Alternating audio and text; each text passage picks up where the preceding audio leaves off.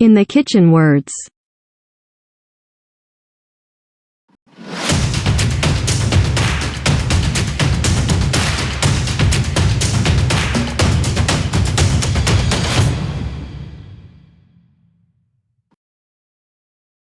Tabak, tabak. Plate, plate.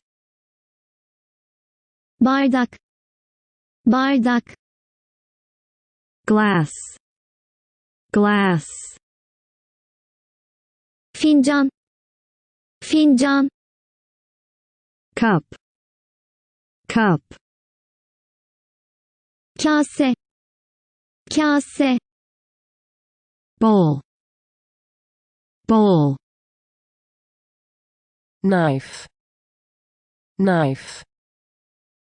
Bıçak, bıçak. Fork, fork.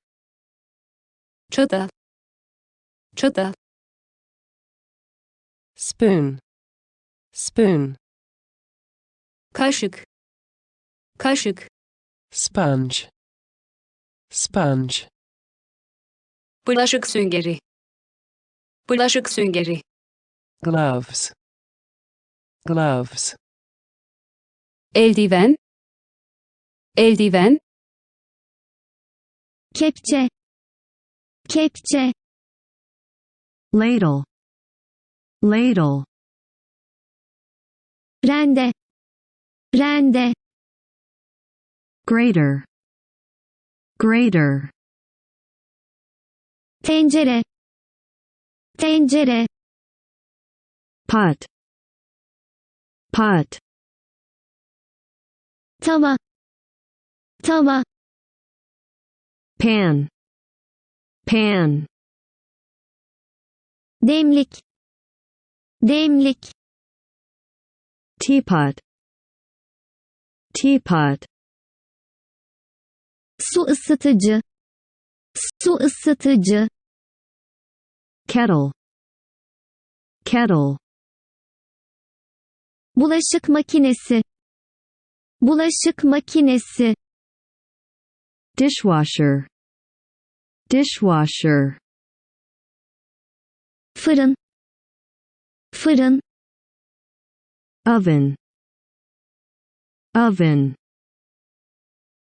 Ocak, ocak. Stove, stove.